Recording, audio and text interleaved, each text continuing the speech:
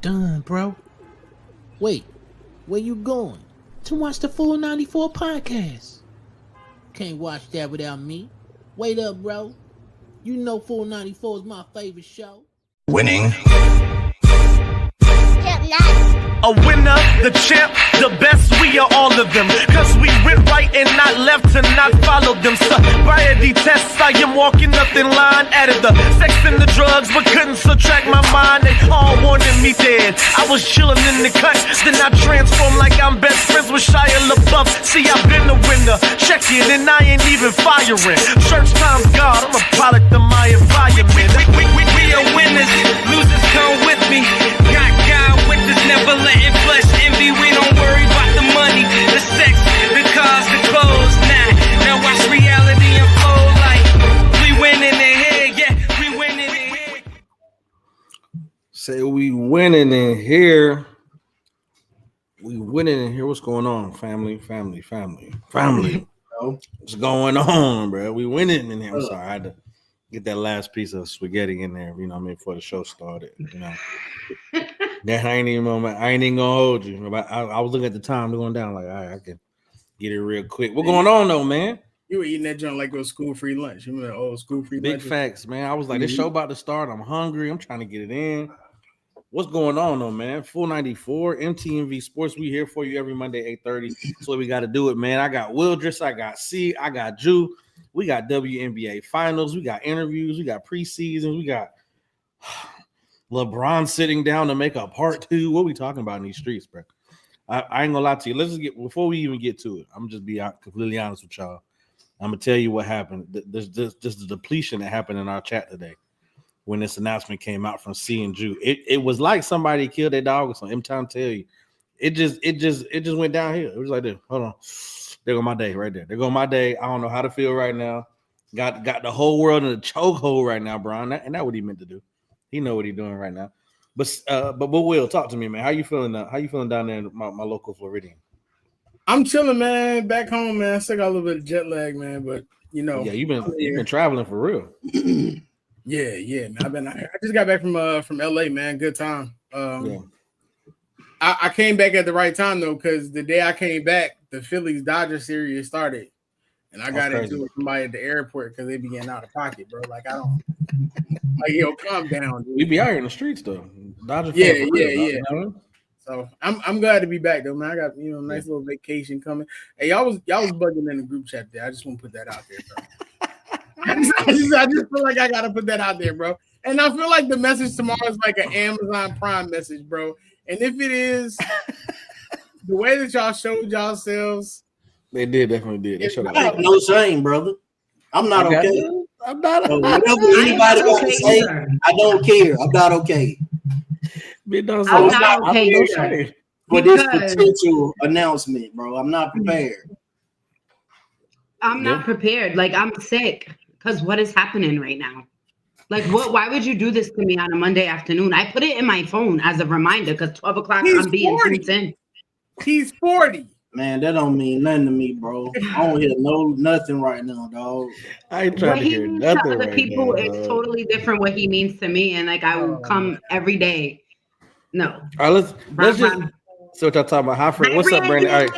So let me just give you the rundown quick, Brandy. There was an announcement made today, Brandy, from LeBron about he has an announcement to make tomorrow, but the segment is called The Decision Part 2.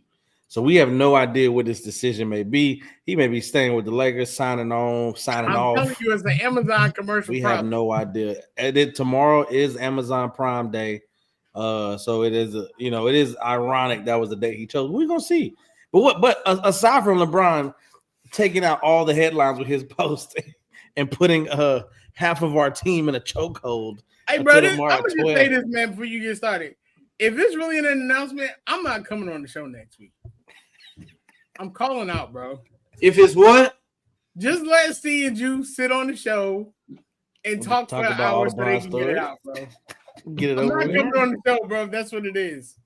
Let me see. If he announced it tomorrow, I mean, I got Wednesday, Thursday, Friday, Saturday, Sunday, Monday to get back. No, that's not enough. It's going to start back up on Sunday. I don't know if I'm going to be all right, bro. That's what I'm saying, Jew. We ain't going to have enough time. That ain't a long enough time, Jew. Y'all funny, bro. I mean, it's not friendly. That's so. We're so serious. Like, well, for me, not only for what he did to the game, but what he did for me personally, because if you guys listen to the podcast episode, you know how much LeBron means to me. So, I'm not ready for this. I'm really not. I'm not ready for this. I need to see him one last time. Well, look, I think we talk about it. It's pissed. Don't worry, Jew. I hope you're right, Brady. If it's what I'm thinking, I'm done, bro. Why watch the season? For what? It's a farewell tour. That's why. For what? Watch that farewell tour. He might go on top. Who knows? Heartbreak after every game. we get closer to 82. Down on my calendar every game. Right, Jew. All right. Well, we continue to count down, man. Talk about this WNBA finals, man. We got first game 1, game 2 are in the books. LV takes out game 1. Understand, that was a good game to me. We ended up closing down the stretch. Game 2 was absolutely different. Honestly, what we're going to be honest with is up to the first 3 quarters. This is a solid back and forth game, right? I'm okay with watching it. And then at some point, somehow they went on a run, and we just look up and they up 20. Jackie O went on a run. Oh yeah, 21. I mean, 21 to 3rd is crazy. Now this is my thing though. I think it can't be just Jackie going off, right? Because I mean that makes sense, right? She just putting up. You got double team, throw different bodies at her. You got to do something. Like, what's up, Mom? I think for me, once you see 10 straight, once you see, she got 10 in the quarter, it's like, are we gonna change the defensive assignments? Are we gonna throw something else at her, put somebody else on? Like, what are we doing to slow her down? And I think what the coach was looking at, and I can't speak obviously for her, won't put words out of my mouth, but I'm thinking from outside looking in, it's gonna stop at some point. 5 turning to 10, 10 turning to 15, 15 ended up being 21. And by the time she looked up, she was like, dang, I should have did something at 10 points. Yeah. But what do we see? Talk to me. We're talking about this third quarter and Jackie going off. But was that the deciding factor in the game? Because they fought after that, right? They fought, but they just couldn't close the gap. I just think between the turnovers are going to kill them. They missed a lot of offensive rebounds. And I just think they're not playing their basketball. They're not moving without the ball. They're not, setting up Alyssa to run the floor so that way she can shit it out. She can shoot, dish it out what her shoot is.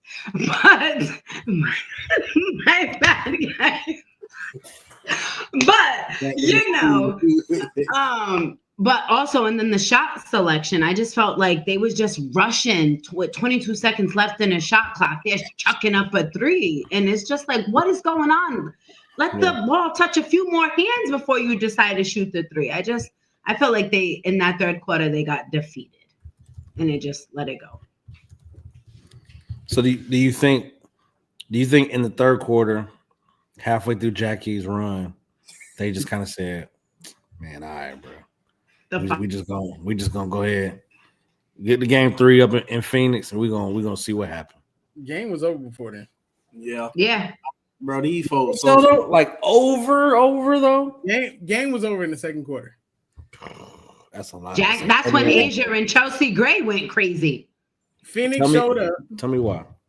Phoenix showed up. The first quarter, you could tell the Phoenix looked gassed. Like they just didn't have it. You could tell AT was out of it.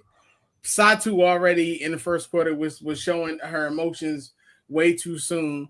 And the way that the Aces were playing was just like all cylinders. Like if the first game was a nail biter, the second game was a beatdown. Yeah.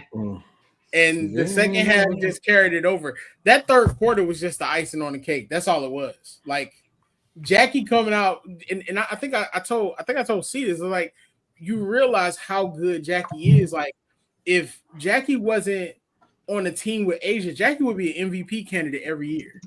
Like Jackie's that good. She's a two-way player, and she's that good the way that she shows up. I mean, you can look at the way that they play. Like, look at the difference between the first and the second game. The turnovers, the Aces still had basically had the same amount. I think it was like 2 more in the second game. But what was big was the points in the paint. Yeah. They had 42 in game 1 and 46 in game 2. Can't argue with it. And then the bench points, they had 39 in game 1 and 18 in game 2. The Mercury ain't even 15 in those. Nope. So like big difference. They're being dominated.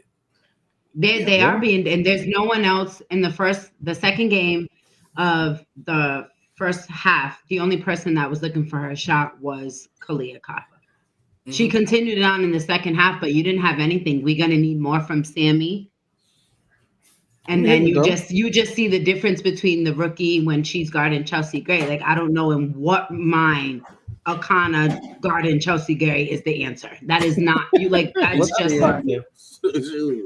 that's not the answer. Else. And then they so scared of Asia that they not even guarding anybody else on the floor. Then they don't even send 2 out or try to send 2. Some help anything. He's just not. And then, coach, what are you doing? You're calling challenges on fouls that are clearly a foul. There were so many other questionable foul calls that you could have used that challenge to get a foul call off Felissa, even in game 1. And when they were scrambling in them last possession, no timeout was called, nothing. You just see the level of experience to the first coach being here in their first time.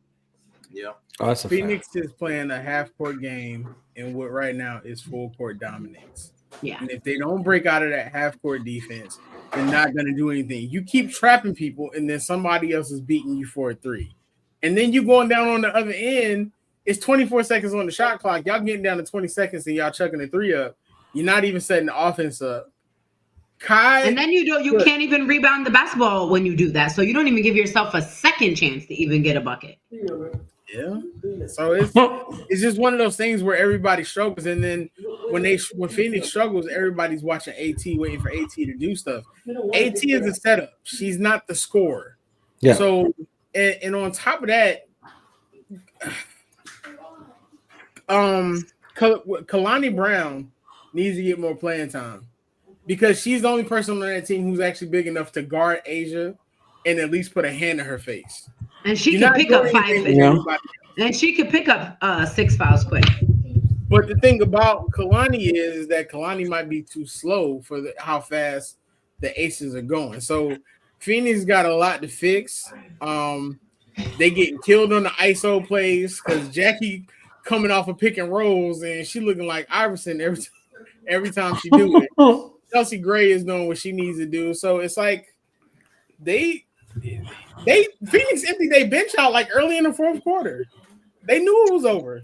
But I'm also looking at the stats when we're saying this big difference between Vegas and Phoenix. Well, I'm looking at the box score, and I'm looking at quarter for quarter. They did a -12 in the second quarter and stay kind of consistent after that. But when you're talking about like points in the paint, Phoenix won. Yeah. Fast break points, Phoenix won. The biggest lead obviously was 22 compared to their 8. But bench points is where, I mean, they were -8 on bench points, but that's where you're going to get most of your help from. But rebounding, points off turnovers, they won. Like, this was a lopsided game from individual stats. Like, for the team's aspects itself, they won a lot of the categories for the game. So it's like, okay, what are we really looking at when you talk about a -8 off of bench points, and then you're just looking at help getting the ball in the basket? Like you said, they definitely. But that all goes to making Alyssa the facilitator and setting them up, like Will said, because then she gets everybody the ball. Sammy starts knocking down shots, but Satu, like, you can get a pull up, you could drive to the basket, like, do that, get you an easy look first, then that 3 ball's gonna open up. Yeah. But that 20 seconds and the shot clock and only one person touched the ball, that cannot happen against the Aces. Yeah, I mean they definitely lost in the second chance points. They were -7 off offensive points off of offensive rebounds. So I mean there was key factors of the game that they lost, but the key factors that is their identity. They won. But it's the little things. So yeah, but their identity is defense, and you can't really tell me that Phoenix Mercury was playing Phoenix Mercury defense that we're used to seeing. No, we're not. They didn't guard them like they guarded Minnesota. They didn't guard them like they took down New York Liberty. They tried her name was Jackie, man. I did young lady over there. Saying, but you still stick to it. Don't go away from it. It's worked this far. But they tried that zone and they got cooked and they didn't recover. No. They didn't even adjust either. That zone ain't doing it, man. Like you can't play the Aces game. Like you got to play your game. Yeah. And the physicality wasn't there because the Aces were dominating. It's just not going to happen. And the Aces are a full court team, and you're trying to play them half court. They're great in transition. So they're beating you in transition when you're trying to play a half court game. But that's because that defense. They had zero transition defense. Zero transition defense. They don't have nobody. I'm believing that they're gonna come out in game 3 and they're at least gonna win game 3, but I don't know, man. I don't looking promising, man. Like the fact is just they don't match up well with teams that got a player that can guard Alyssa Thomas. It's that simple. Asia can guard Alyssa Thomas. It ain't no mismatch there no more. So what everybody else gonna do? Because she's not gonna dominate the game like she did against the Fever and the Lynx.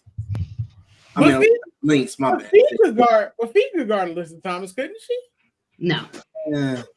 Not really? We thought she could guard Asia. I think Asia is putting the lockdown defense on Alyssa Thomas. Like I don't think she's rough enough to guard 18. Yeah.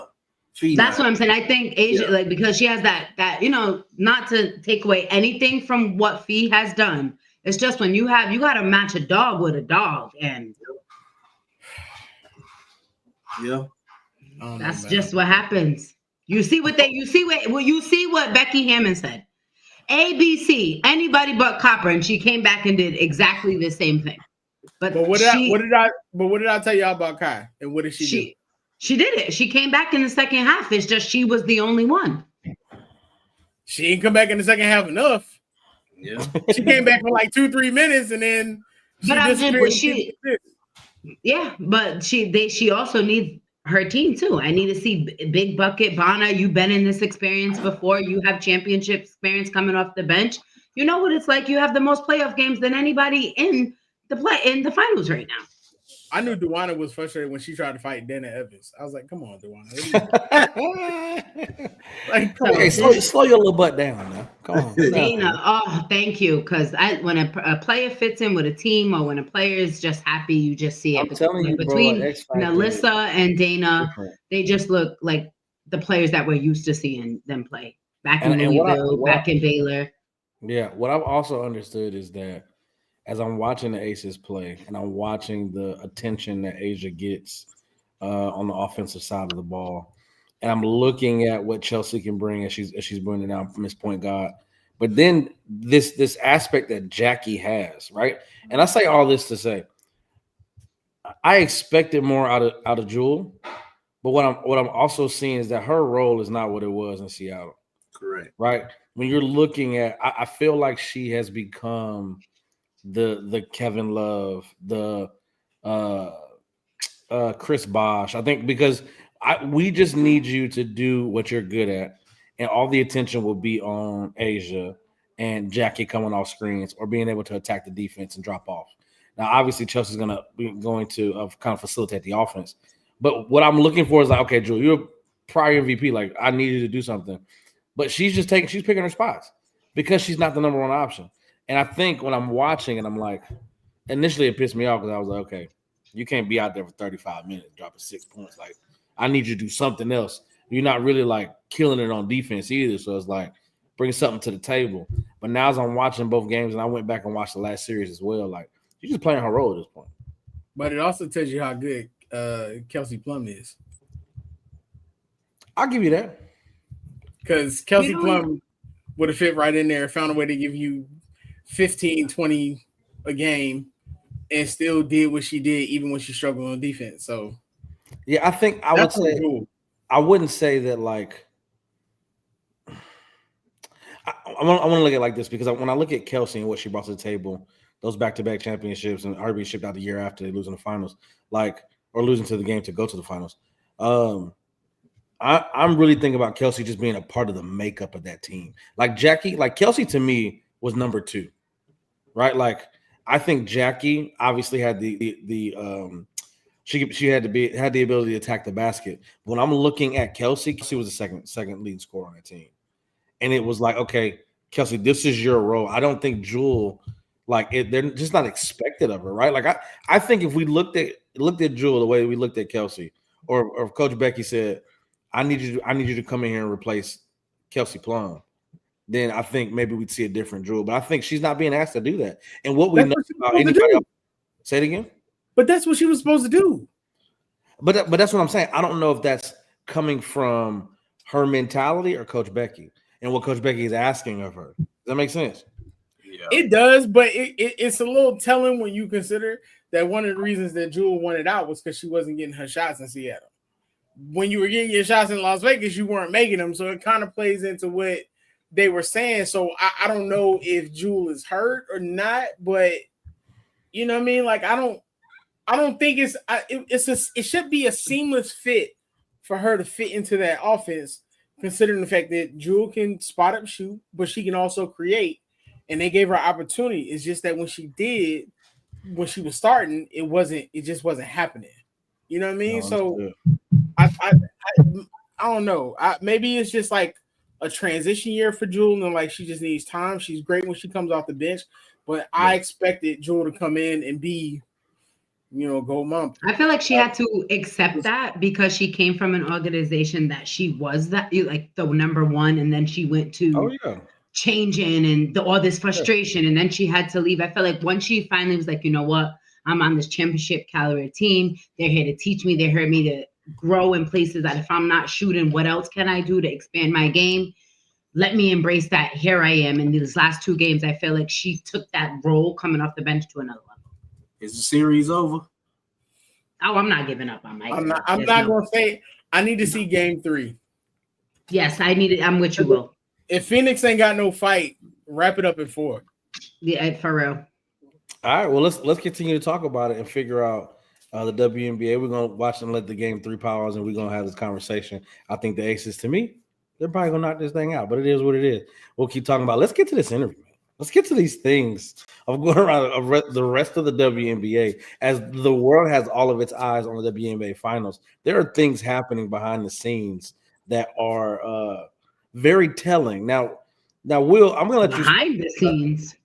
Well, she dropped the mic on September. When I say behind the scenes, I mean just not on the NBA finals, right? So WNBA finals. So Will, I'm gonna let you start this because I know you have a very you got a very strong opinion on Miss Kathy here.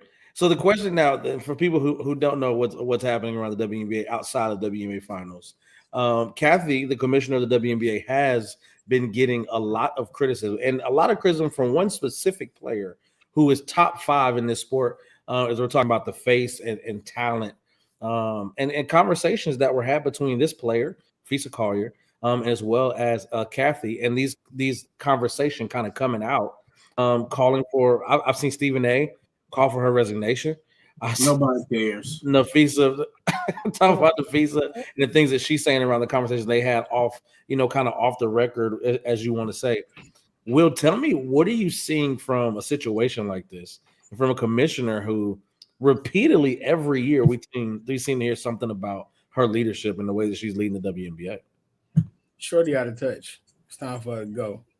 And those comments about her kids being devastated, her kids are almost 25, 30 years old. She's just out here just trying to do damage control at this point, and it just don't make any sense. It's too much that the players are asking for with everything that's going on. And the comments that Fee said that Kathy made, Kathy said that. I don't see Fee making something like that up. It's too detailed for her for her not to say that. Exactly. And to come off that way, especially how she's come off in conversations. I know one of the big things is like revenue sharing. I think right now they're getting like 9% and they're wanting closer to like 49 or where NBA is. But the issue is that the WNBA won't share the data of the revenue of what they've accumulated to see if like they've reached that. So like the trust there has kind of been out, but then it's also like the rookie salaries, which Fee talked about, as far as like, Caitlin and Paige and Angel. And then of course you got the officiating, which 75K. Yeah, then you got the officiating, which like Fee went scorched the earth and she attacked leadership. And then I was reading about off-season freedom and them talking about the fact of they may end up trying to put restrictions on where the players can play, which you can't do if you're not going to pay them a livable salary based off that. You can't go in there and do that, especially when you got unrivaled there. People just won't come back. Girl, you don't even pay me 6 figures. You can't talk to me like that. Unrivaled get ready to go on tour and go to Philly. Like they're prepared for this. So it's just one of those things where and Kathy's comments are always tone deaf. And it seems like instead of her trying to figure out the situation, she's always just trying to save face instead of taking accountability and saying we're going to do this, which is why the meeting between her and Fee was canceled. Apparently, Fee saw the press conference that Kathy did before game 1 and was like, I'm not going. So Kathy's just constantly like shooting herself in the foot with this. It's all on her. Let's think about her response and Jew and C, I'll come to you. This is after getting basically, I mean, I wouldn't say eviscerated, but Fee came for her life after 4 minutes of respectfully, yeah. This is the response that Kathy gave for those who haven't read it. I have the utmost respect for Nafisa Collier and for all the players in the WNBA. Together, we have all worked tirelessly to transform this league. My focus remains on ensuring a bright future for the players and the WNBA, including collaborating on how we continue to elevate the game. I am disheartened. If you make sure you read that word. I am disheartened by how Nafisa characterized our conversations and league leadership. But even when our perspectives differ, my commitment to the players and to this work will not waver. I find it very hard to believe in comments and statements when we see your actions are totally different. The way that you're acting and the way that you've carried yourself is not indicative of this conversation and these words in the statement that you put out. But see, go ahead. You feel like you have an opinion. My thing is, why did you even put out that statement?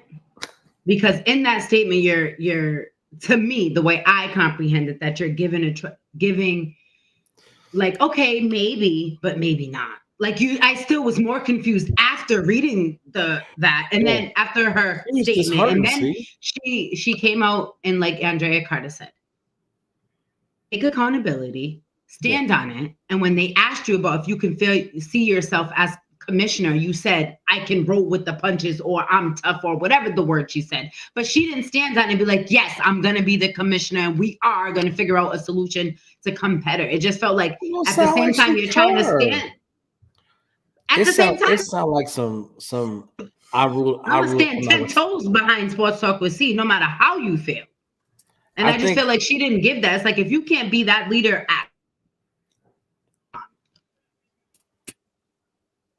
that was funny. That was a key characterization of C and fully. Now, this is my thing though. When I'm looking at this, I'm reading this like for her to be disheartened. The question to me is, I don't think anybody took a double take in Nafisa's comments and said, no, that don't sound like Kathy though. Like I very much people heard those comments and said, oh, but that might have been Kathy saying these things. Now, to me, if anybody can take on a perspective of I'm helping the person that is shooting our ratings up, right? She better be glad that she get to play in the WNBA. She was making $3 million before she saw WNBA court. I want to make sure we point that out. She signed a $29 million deal with Nike before you offered her $75,000 a year. I just want to make sure we're on the same page about what we're really doing and who's the star here, right? Like I just want her to understand. I don't think Kathy gets it because what I understood about David and also what I understand about Adam is that they know what the product is. It's not me. I'm just controlling everything that is coming my way onto my table, but I don't bring people to the basketball court. Them players do. And I think that's the biggest thing that Kathy doesn't understand. But Jude, tell me how you feel about it. I think she fully understands. I just think that she's looking at it exactly the way that she said it. Sustainability. It's been negotiations and collective bargaining agreements have been a thing since basketball was made, bro. It happens every 5-10 years. Yep. So I truly think that what she's saying is I can't just jump out of the gate right now and give y'all, what you're comparing to, NBA players making right now. They get this percentage of the total revenue. But how long did they wait to get that type of revenue? Maybe y'all don't have to wait that long. Yeah. But I can't just jump right out of the gate as soon as we start making crazy profit and give y'all that if I don't know what the league gonna look like in 10 years. We're a year and a half out of that. The issue is transparency. Right. I don't think it's Drew's correct, but I think the issue is more transparency. She's not transparent about sharing the information and them going over it so they can determine a good percentage. That's the big issue. Oh, she's trying to control it for sure. And she called them stakeholders, bro. Another thing I don't like, though, bro. Another thing I don't like. I really, really don't like when people voicing their frustrations and they bring a random third party into the conversation. And that third party just happened to be Caitlin Clark this time. Yep. Voice your grievances. Say what you feel. Don't bring nobody else into it, man. And I feel like it was done strategically to make her look bad because it's Caitlin Clark. She also mentioned Angel and Paige. Absolutely, it was, and she was right for doing it. I mean, if you tell me something like that. Now, let's not get this fixed, right? Nafisa Collier is the second best player in the WNBA. As a matter of fact, she really don't have to play in the league with the way the Unrivaled is going. That was a power move because she's also, I think, like the VP of the WNBA. So, like, that's a power move. Like, okay, you want to keep playing these games? Fine. Let me go ahead and let me get the other side to go ahead and join in. You seen the movie Warriors when they was all trying to kill the Warriors and they were trying to get them to the subway. That's essentially what's happening. My thing was, instead of a press conference, instead of putting out a statement, you should have picked up that phone and made a phone call, either to her agent, to her, and that's it. Because actions speak louder than words at this point. And honestly, I feel like the words that you keep putting out there, maybe it's the wrong type of words. Maybe it's not, but the words is not doing it.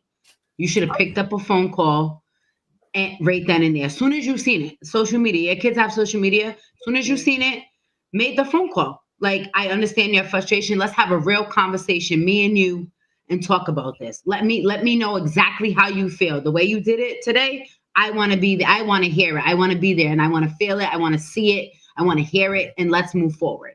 That's how you do that. Humane part of it. No more press conferences. No more giving media the way to misconstrue things. No more.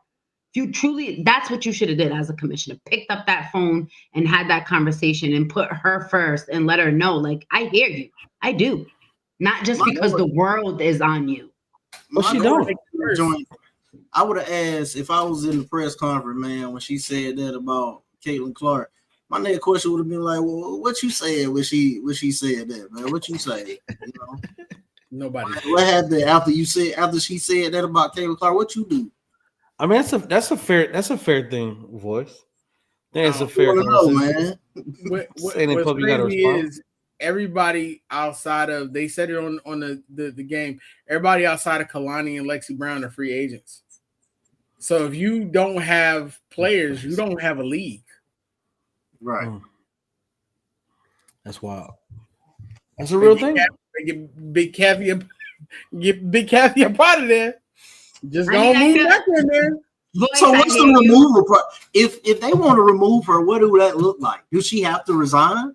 It's the board. I think the board of governors vote her out if they want her out. That's question. Which essentially the board of governors is the owners, and if they don't have a league, they don't have revenue, and their buildings are just sitting there. Yeah. Last 60 seconds.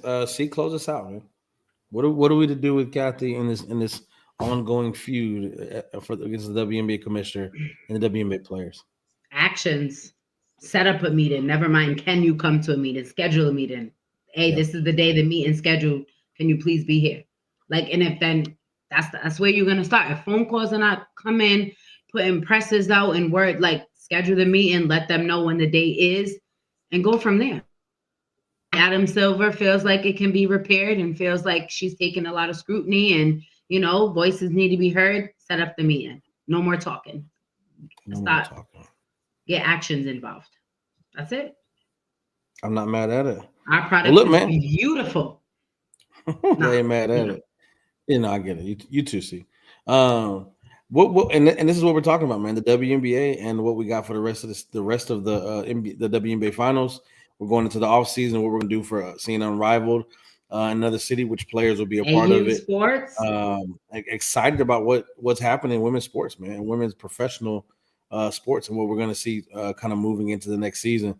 We're hoping to get this thing kind of settled throughout the thing, but October 31st is. Say it again. October 31st is what? The deadline. I love it. All right, bet. Well, look, get into it, man. Continue to pay attention. We got more coming on the 494 here on MTMB Sports, NBA preseason. And we know y'all love the segment Start Bench Cut because people be bringing the mess. And we got to try to clean it up, man. You already know. We'll be right back after this break. This is 494 podcast here on MTMB Sports. I'm done, bro. Wait, where you going? To watch the full 94 podcast. Can't watch that without me. Wait up, bro. You know Full 94 is my favorite show. Winning. A winner, the champ, the best, we are all of them. Cause we went right and not left to not follow them. Sobriety tests, I am walking up in line. Added the sex and the drugs, but couldn't subtract my mind. They all wanted me dead. I was chilling in the cut, then I transformed like I'm best friends with Shia LaBeouf. See, I've been a winner, check it, and I ain't even firing. Church time's God, I'm a product of my environment. We are winners, losers come with me.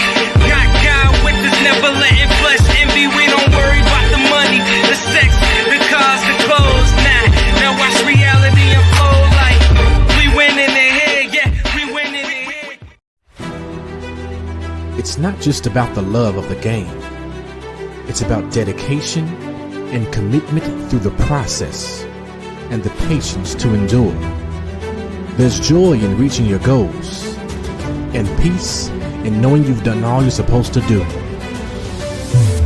Ozell brand. It's not just a brand, it's a lifestyle. Shout out to Ozell brand, man. Definite, just much respect, man, for just being a sponsor of MTV Sports as well as the 494 podcast. Absolutely love it, man. You want to check them out? No, you know where to go. Check them out. You got Wally World. We got them online. And got connects too, for real. Things is kind of tough. I ain't gonna lie to you. But definitely check it out, man. Let's get to this NBA preseason, man. Jude, tell me, which I know you got it on in the background right now. I want to know what are we really talking about? What are we seeing? Have we seen anything new? Anything expected? Most of the stars aren't really playing, obviously. So we're seeing these 6th, 7th, 8 men kind of come in and play, and we're getting to see the other skills of these players. Is there something that we're seeing that's kind of like different than what we expected? Are we, we got players playing for contracts, right? And people, kind of come in and try to do their thing. Has it taken away from the game? Has it enhanced the game? Are we seeing like, hey, can we just get some of the stars to play and see what this camaraderie looks like before we start the season? Tell me where your head is now watching NBA preseason, dude. Well, first, I think the stars are playing as a reset. And to me, as far back as I can remember, this is the first time I've seen the stars playing right out of the gate. I mean, aside from like the older aging stars, everybody else that had their players in, man. Like last night, Draymond already in mid-season form, getting into it with Vanderbilt on the floor, bro. It's good to see Zion on the floor in preseason, going at it, had a good game. Yeah, he looks good, man. Yep. He looks real good. Maxey looked good on Thursday. Yeah, hey, shout out to the head honcho. We know you love Zion. You're a Pelicans fan, so just want to make sure you look good. It's a contract year.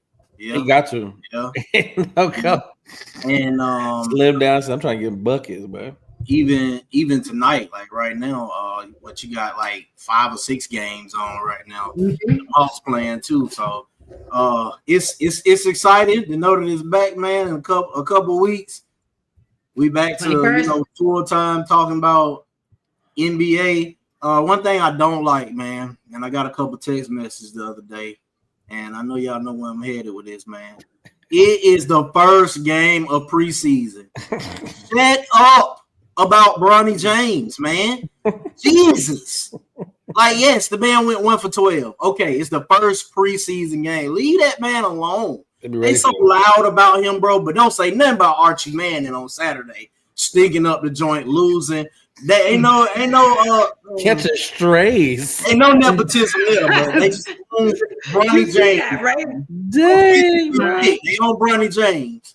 They still continue to do it. It's really insane. It's like, come on, like, all right. It's getting ridiculous, man. I mean, but I don't judge any player in the preseason, bro. They got to get their win. They got to get their rhythm together. They going through the motions, getting it together right now. I don't judge nobody, man. They need stories, bro. They need headlines. They need Ayton. Now Ayton getting the smoke, bro. Like, y'all wasn't talking about DeAndre Ayton last year. Why y'all talking about him now, man? Is he a Laker? You better get ready for that, man. It's ridiculous, though. Keep the same energy. Y'all don't even know who that brother played for last year. Now you talk about Ayton. Because he wasn't a Laker and it didn't matter. That's why. People been saying DeAndre Ayton been trash for years. He ain't trash. He just happens to be a Laker now that they're saying he's not trash though, bro. But you know what I'm saying, bro. They've been saying that about DeAndre Ayton for years, bro. It ain't because he a Laker. He just so happens to be a Laker, so now y'all care more. No. He has the spotlight now because he got the yellow and gold. I mean, the gold and purple on. He will be a key contributor and talked about every single day. Every bad game he has, he will be mentioned. He talked about yes, he will. We didn't care what you were doing in your other squad. It don't matter. It matters. Boy hit me up and said, "Man, Ayton not it." I said, "Bro, on the first game of the preseason, you saying this?" I ain't gonna hold you. I just want to go on record as saying I told y'all in the text message he wasn't it. Man, bro, I think Ayton gonna surprise. How we know that? Bro, I think for me, he don't have a choice playing with Luka and Bron. Bro, he showed. I feel like he owes him so much. I feel like he owes himself. Like I feel like this is for him.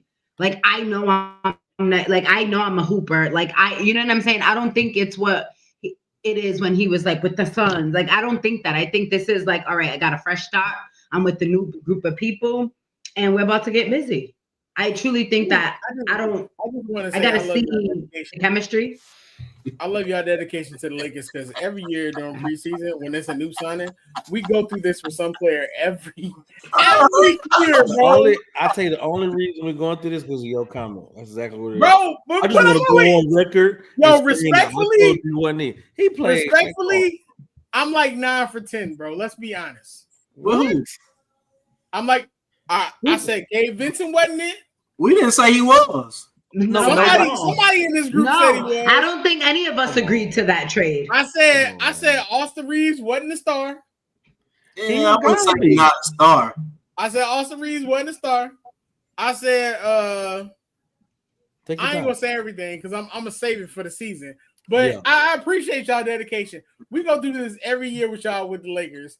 And every year I'm like, you know what? It's the Sixers year. We all in denial some way, bro. We all in denial. Until I see Joel healthy and until I see Paul George come out and put up 23, 24, I'm in the same denial as y'all. It's just that y'all just being denial about different people. This is what I'm saying. You've seen the movie Groundhog's Day, right? It's Groundhog's Day. Watch out, bro. This is what I'm saying to you. We have never came on here and looked to a player and said, "Oh, we got him, championship, get out the way." We haven't done that yet. And we didn't say my brother DeAndre. I had a 3-hour conversation with you about Rob Pelinka and Austin Reeves, and you came to the light. No. You had a conversation about the only reason Pelinka, you don't come to the light is because you comes to the light in private. He won't say it on the show. About what? You won't say stuff on the show. But in the text message, they need to trade Reeves on the show. You be like, "Hey, bro, you right, bro." But I can't admit that. I'll tell the truth on the show, bro. No, about Austin Reeves, he was pissed. He was like, "Y'all didn't trade him all season long." They didn't need to trade him, but now they probably won't be able to get the value for him. No, they missed that. They missed that window. Definitely missed that window. But nobody thinks DeAndre is the answer to our like. Come on, bro. Instead, they wanted to hold on to D'Angelo Russell and whatever, man. Why does D'Angelo Russell come out and have a good season? He should. He can. He ain't rely. They're not gonna rely on him. Nope. We needed him. He plays his best when he's not needed. Yeah, we need him. I'm gonna give you 30 real quick because it don't mean much out here. Dana Evans. Man, I'm telling you, bro, that pressure from like high profile teams, fan bases, that joint matter, bro. It's different, bro. Look at the players that get shook. Even DeWanna Bonner talking about, I don't know what happened, but I'm saying it got to her. I don't know if it was something crazy, but it got to her. Well, DeWanna Bonner, though, we said she wasn't gonna be a good fit in Indiana either way because of that fan base, bro. Oh, I think she could have fit, man. I think she could have fit. Sid don't fit. You see, they attacking Sid too. Indiana fans. We needed her. She was balling. Oh, they attacking her. Man, this is Indiana. I mean, if you can attack January, then I don't understand it. She's a defensive minded coach. Kelsey need a statue out there. Praise out to Kelsey. I definitely want to say that again. I need Kelsey to go to the dream. No. You think she leave? I need Kelsey to They go. would be crazy to let her go, bro. Kelsey, you think she's gonna let go? I think everybody's a free agent, brother. So anything can happen. Going nowhere, bro. I think Kelsey on the dream would be perfect. I've been saying that, bro. But she is not going nowhere. All right. Kelsey Mitchell gonna be playing it, bro. That's facts. I am fair, but I mean, tell me this though, man. With this dude on the joint, man. Why wait? Why wait so long? You gonna put up all that fuss. You gonna sit out games. You gonna get into it with your coach. You gonna negotiate and say you want $30-40 million a year, and then you just go back and take exactly what they were offering you. Kuminga? Yes. Kuminga? Man, I think Kuminga overstated his value. not for sure. We all knew that. I did see that. I do see they gave him the option next summer, to rip up the contract if he want to. That's nice. I didn't know that. Golden State fans was on social media talking about how he was giving it to brining. And I was like, bro, that's not the conversation we should be having. Not having that conversation, bro. Chill out. Relax, my boy. I'm just saying. Are we excited about NBA preseason and what we're seeing right now? No, I hate NBA preseason. I ain't gonna say I hate it. It just make me upset because I'll be like, bro, let's go, man. Let's get to Halloween. That's why I think it just makes me annoyed because, all right, can we have a real basketball game? Not necessarily, like, I know that's real, but I'm ready for the season. Let's get to it. Because people will see like a top tier team lose to like a low bottom team in the preseason by like 25, 30 points. They're like, oh, that team about to be great. And then they go 18 and 70 billion. Like, that's the word. Relax, champ. Oh my gosh. And shout out to the Long Lions playing the Spurs, getting thumped by 30. Hey, shout out to VJ Edgecombe, bro. That's man. Yeah.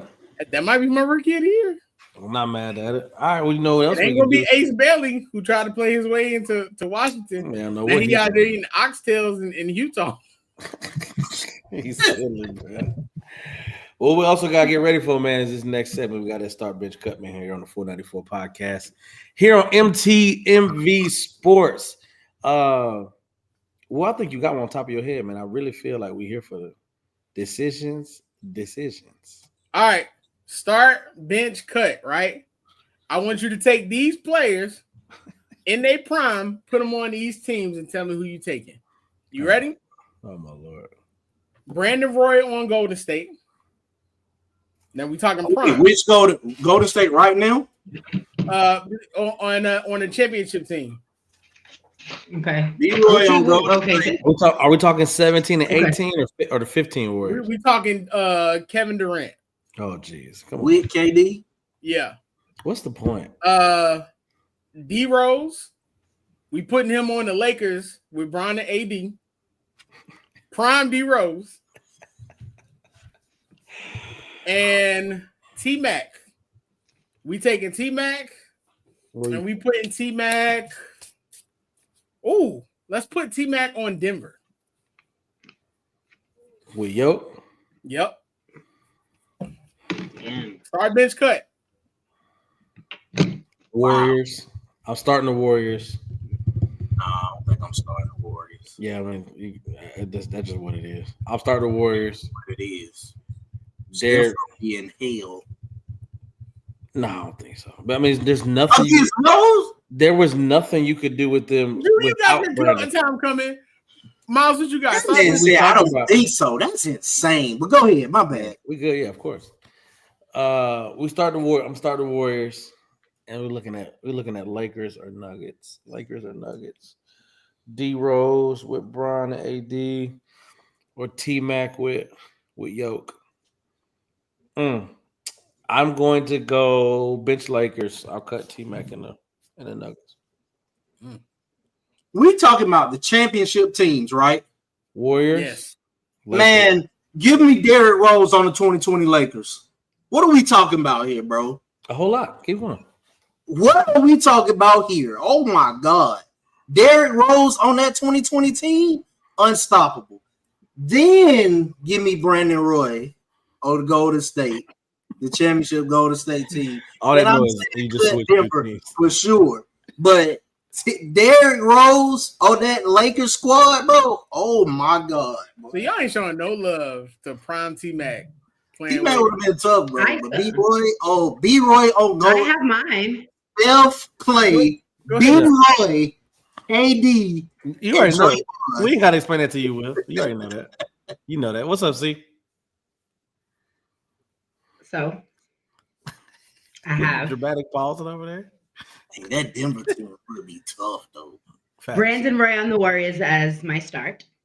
Then I have T-Mac and Denver. And then I cut D Rose and Bron and AD. Look at your face.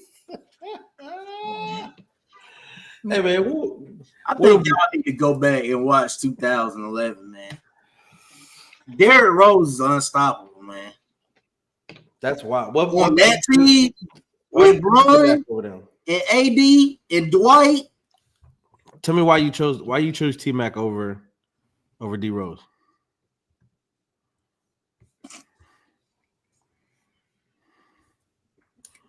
Get everyone else involved. T-Mac? Oh, you're talking about T-Mac and Yoke? Yes.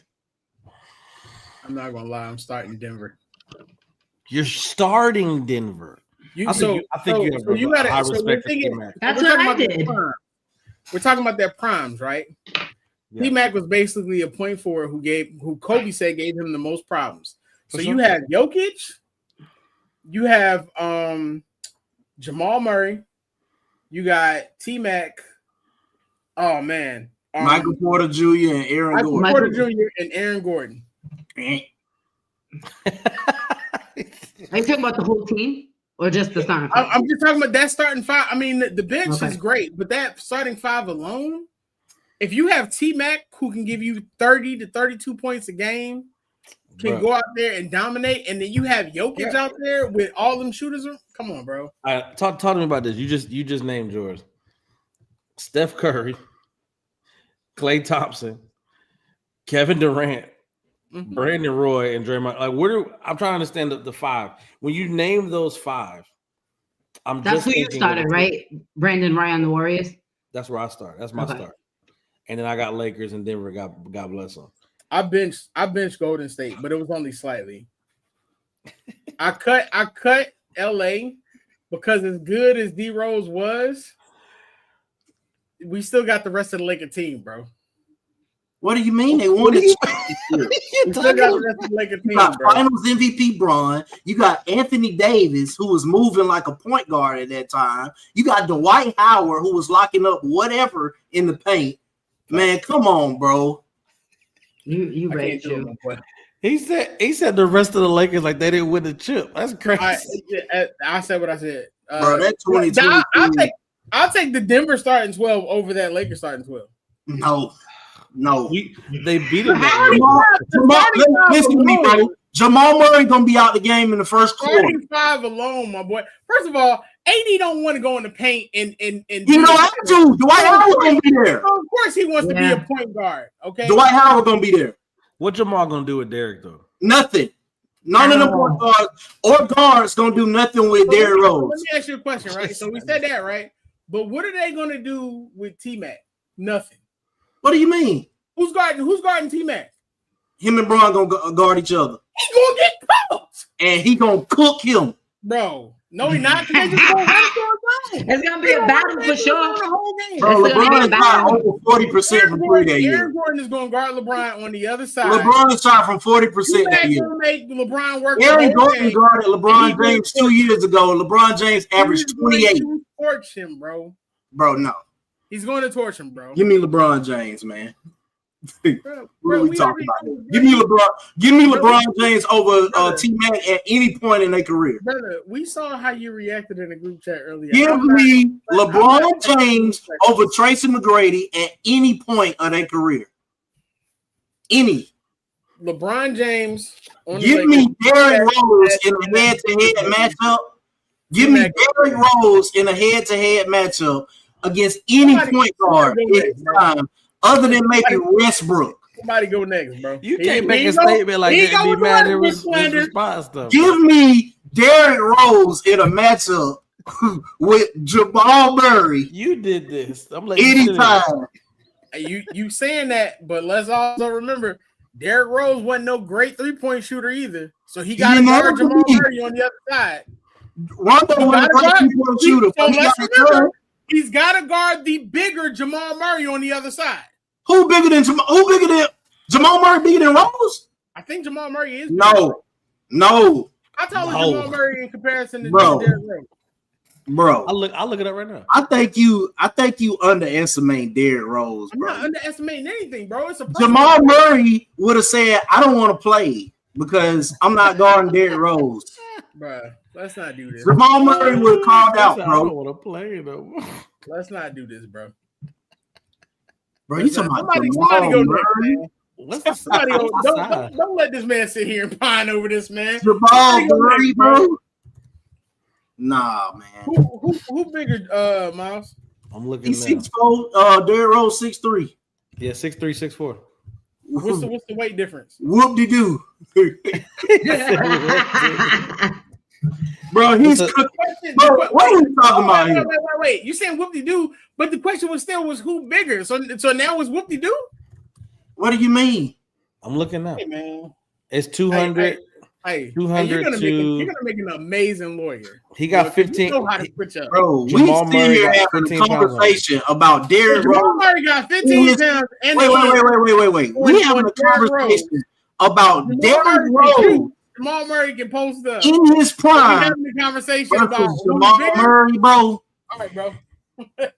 my brother in Christ, you tell me everything I need to know every Monday. Bro, we're talking about Derrick. Go next, bro. In his prime. Go next, bro.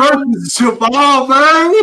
They both from Kentucky, dog. Like you ain't saying much, bro. That matchup is back and forth. That's not a wash. That ain't no back and forth. Derrick Rose gonna own that matchup every time they step on the court. Brother, it's not a wash, brother. Somebody go next, bro. Why y'all just sitting here? Hey, man, start bitch cut, man. Because I oh yeah. Wants a hand check, man. All right, bro. Go ahead. If you want a hand check, man, you should have watched the playoffs this past playoff season. It was a lot of physicality, a lot of hand check, and the players said it. That's the exact same thing. And it was good playoff basketball the whole time. All right, give our last start bitch cut. This is the last one. Bitch cut. All right. Dr. J, Grant Hill, these all prime and healthy. That's crazy stuff. Dr. J, Grant Hill, and Tracy McGrady. Start bench cut. Go. Dr. J, Grant Hill, Tracy McGrady in that order. That's how you taking it. I'm switching. Absolutely. If you saying prime not healthy, and on God, I'm telling you right now, on God, If you disrespect Dr. J and try to play him off like he's somebody's son, bro, you are going to get the full wrath that I have because that tells me you don't know anything about basketball. I'm putting it on God right now. Before we end On this me. show, if you disrespect Dr. J, bro, just prepare for it. Because y'all going to have to take me off air, bro. Who you got? Who you got, Z? He passed me. If anybody I have Dr. J, then Tracy, then Grant. Dr. J, Tracy, and Lego then Grant. Mm-hmm. I know. I'm going back and forth between Dr. J and Grant Hill. Tracy's out to me though. It's just with those two, Tracy gone. I want to hear what you got. What you mean, man? I want to hear your answer. I asked the question. All right, we all answered. I want to hear your answer, big dog. Hey, close the show. Close the show out. I dare you to show me the disrespect you. I saw you after the show. Give me Grant Hill and T-Mac and man. No, I'm just playing, man. I'm just playing, man. I'm taking Dr. J, man. He was running the air, so I'm gonna take Dr. J. I would probably take. Man, that's tough. I would probably take Tracy McGrady, bro. Just because of the shooting aspect. I think he was just a little bit better shooter than Grant Hill. Not mad at it. I ain't mad at Grant Hill take over T-Mac either. Yeah. So yeah. Well, look, y'all know what it is, man. Y'all know exactly what we do every Monday, 8:30 p.m. 494 podcast here on MTMV Sports. I am Miles Austin. That is Mr. Teddy Farrell, Sports Talk with Z, and Jew_Chasing Dreams. Follow us on social media. Follow us at 494 podcast on everything that's Instagram, TikTok, Twitter. If you want to support the movement, it's what we got going on here at the 494 podcast. Hit us up on Cash App, $494 podcast. That'll be able to send that. Send those and you can support the team and what we're doing here. Again, man, appreciate y'all. Y'all want to talk basketball? This is where you got to talk it at. 494 podcast here on MTMV Sports every Monday, 8:30, man. Y'all be safe. Be easy. Hi, Will Dress. It's Asia. What's up, C? Hey, guys, it's your girl C, and you just watched the show on MTMV Sports Network. And if you like what you see and you want more exciting content, please like, share, and subscribe to the channel.